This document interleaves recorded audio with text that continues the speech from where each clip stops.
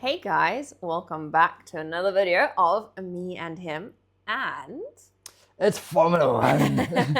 Yeah, so stoked to be back. I don't know what I was going to do with like this massive break, and now we've also got another break until Canada. It's like so it's like 2 weeks time from when God. this recording comes That's crazy. out. So because we've just had basically like a month break from Formula One, which has been a bit sad, but there's been a lot of stuff that's happened in that break, in the driving world, in the team world, and everything. It's been crazy. And we came back with a bang with Miami Grand Prix. Miami decided to give us everything in one race. It was great. But it almost got cancelled as well. Yeah. Because apparently they're like, Thor is bringing down the rainstorm from, where's he from again? Asgard. Yeah. And it was like very potential that it was going to be cancelled.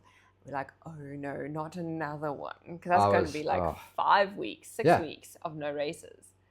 Yeah, that would have been crazy. And then they decided to gift us with a race about 3 hours earlier when it started, which is amazing. So there was that. Qualifying was interesting. I mean, let's say Aston Martin, he's really the only one that matters there. Yeah. But Aston Martin qualified worse off than like F2 teams, which is quite crazy to say. And every post about theirs is like how they're continuing to grow and develop, but that car is shockingly nowhere. I think Alonso must be pulling out his hair. I feel like that car actually hasn't gone anywhere.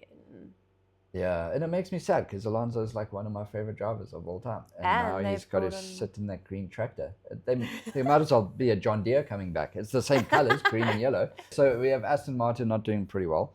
Then what else happened in the race? So in the first lap, we have Max did a donut. Yeah, it's a sweet, beautiful pirouette. The fact that no one crashed into him. That is amazing. That was amazing.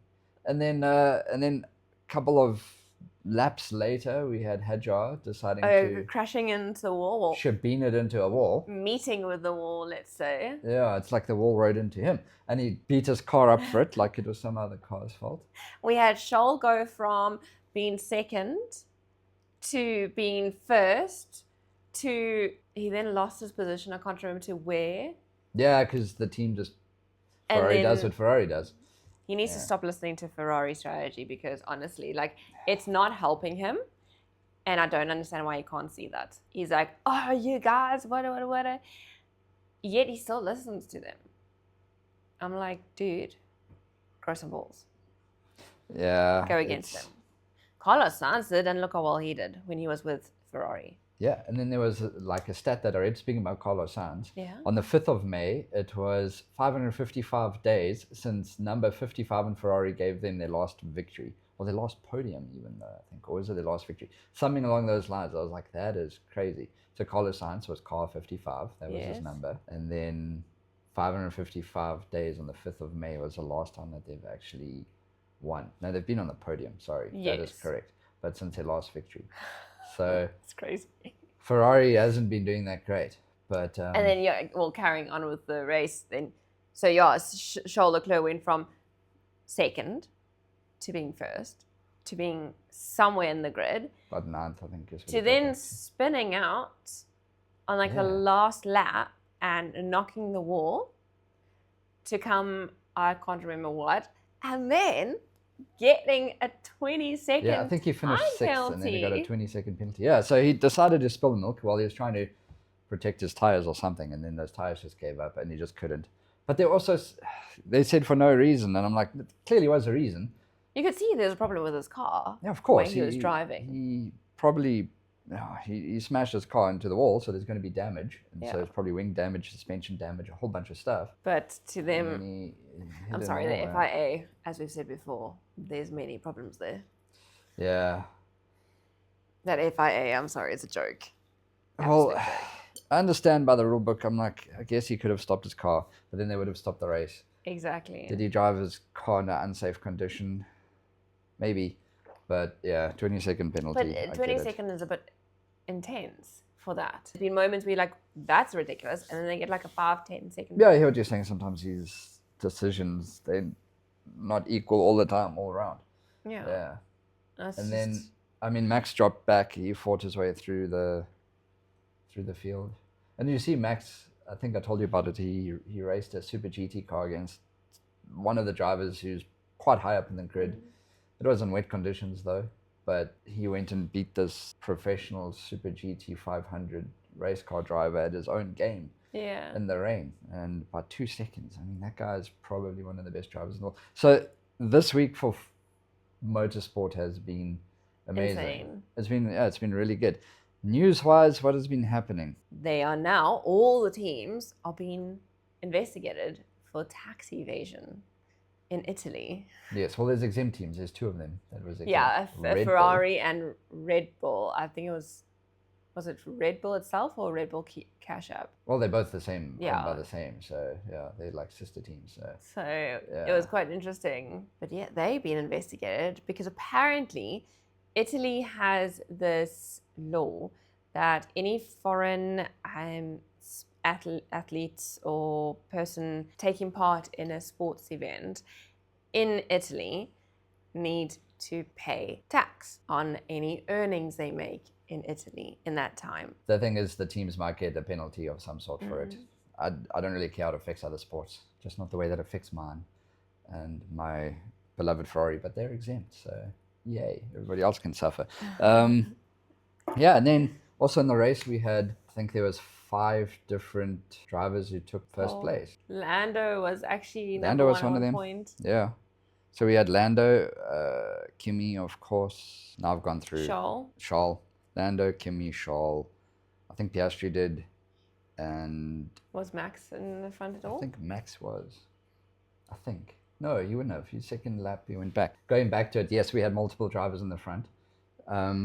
Yeah, we had Liam Lawson doing what he does, asking people to get out of his way in Gasly. Poor Pierre Gasly. Yeah, that guy flipped his car, and the memes that have come out of that have been hilarious. There's one of him looking for a penny on the floor while he's lying sideways. Yeah, gotta love the meme culture. That's crazy. Everyone. Yeah, so Pierre did a somersault. Not something you see every day in F1. We had 2 pirouettes throughout the. Yeah, it was a crazy race. So there was dances everywhere, and then let's talk a little bit about where you see the season going from what you've seen now after. How many races have we had? 3, 4, 4 races. 4 races. 4 races. Yeah. I don't know, because now the FIA, they have made some changes to the regulations.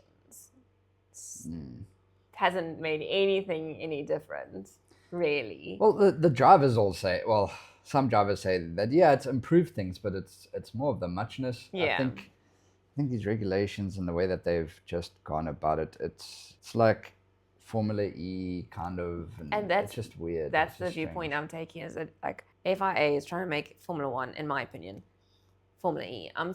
You already have Formula E. Why do you need to make Formula One E? Yeah. Formula One E on 8 ETV. Sort of thing. Formula One on E. That'll be South Africans who'll understand that one. Yeah, it's, I don't know. I don't, those regulations. Yeah, they've done some things where they can make sense though. No longer super clip as much, so they don't have to coax so much on the straight. But I think it's only during qualifying, if I remember correctly. Yeah, it's only during qualifying. So it makes the qualifying a little bit faster, I guess. I miss the days where people try to dive bomb each other, and I guess they kind of. But not as much as anymore. Yeah. It's taken away a lot of the thrill. Yeah, I mean, I've enjoyed elements where there's more overtaking, but it's you're watching them race, and then they overtake, and then the other guy's just going to overtake them in a different corner. And it's just this back to front, and the weight of overtaking doesn't feel the same as it did the previous years. Like, I watched that, and I'm like, you did a great overtake, and then my brain's like, oh, don't worry, he's just going to overtake him in the next corner when he has the power, fuller battery. And I'm like, he's going to push his boost button, and off he goes. Like, it's... Yeah, and then the drivers are being told, like Lando Norris has said that he can't talk about what's happening in the regulations. Because clearly Lando Norris is very unhappy if he's been told. Yeah, I think they're all a bit verbal. And then you get drivers like Lewis that will say what he can because he's Lewis. And Max will say because he's Max. But yeah, I think the regulations are doing certain things. Different teams who I see standing on top. Who do you see standing at McLaren's top? come up from They have, yes. nowhere. So the other day I saw this meme on Instagram. It was like saying how Oscar Piastri had 100% podium finish on Every race is completed. Every race is completed, because actually in the 4 races that we've had, he's completed 2 and both he's had a podium finish. Yeah. He's Oscar Piastri he's an interesting one. I don't know if I like him, but I do like him at the same time. Yeah. It's an interesting, like I wouldn't say he's my favorite driver. No, he's not my favorite driver on the grid. No, that goes to my boy Charles at this point. Yeah, and then Alonso would be up there. Max is up there. But Max, yes, when he was winning, I was like, Max is winning everything. But I can't deny Max his talent. I can't deny what he is. So yeah, Max is great. But again, where do I see the races going? And going back to that question that I gave you, where do you see after? I know it's not a lot. A lot can happen this season. A lot of changes can take place. I mean, last season I didn't expect Max to be the comeback kid that he was. Yeah. Yeah, to really give them some sort of a threat in the final race is insane. Who do you see? Early predictions. It is very early. Who do you see standing victorious at the end of the season? There's definitely an element where I think Antonelli is possibly going to take it. But there might be someone else. Yeah. Because this is only the beginning half. It's not even the half finished, yeah. Exactly. Yeah. We still have mid-season where they bring the new upgrades, and so we don't know what the other teams are going to bring to their cars for the second part of the season. And that could drastically change the lineup. Yeah, I'm hoping. So I still have a lot of hope here. I'm going to say that Charles Leclerc is going to somehow sneak there, although this last race. Yeah, maybe, it takes Ferrari about a year to adjust to regulations, and then 2027 could be the year. I think Antonelli is showing that he's got this head to race. He doesn't seem to do well in his opening laps. And yeah, that's true. Actually, his pull-off in the Miami Grand Prix wasn't the greatest. Yeah. So, but he somehow is making it back, and I think your boy George Russell is dying on the inside. And George needs to grow some cojones and put himself in the fight. I don't know. He just sounds like he complains a lot recently. So yeah, I don't know. But I think the season is going to be very exciting. I think so. It is already exciting with what's going on in it, and we just got to wait and see what else is coming. Yeah, it's a bit too early to kind of make predictions, but I'm hoping that in the fold it's going to be Ferrari first, Mercedes probably second, and McLaren third. That's my hopium coming out. Copium, hopium, all of it. I don't know if I have that much faith in Ferrari, because in the time I've been watching Formula One. Yes. Why are you laughing at me like that? I'm not laughing. I was just saying, by the time you watch Formula One, it's not like anything I think you're watching, but I know that from your experience of Formula One, it's Ferrari have really just been stabbing themselves in the foot and the back, and it's even before I started watching Formula One. Yeah. It's been for a good few years now. I haven't seen Ferrari do a very good job. I just feel that in the time that I've seen Formula One in the last few years, it's just Ferrari's just been a joke. I love you and you know how to hurt me, but don't say Ferrari's a joke. Damn, cheapers. Their strategy is terrible at every single race. I mean, one or two things they've made, I can't really defend them. But I'm not saying the drivers are bad. The drivers are good. It's just the team around the drivers. Yeah, we'll see. We'll see how they do. But I don't know. They have potential if they got their heads out their butts. Yeah, they always have potential.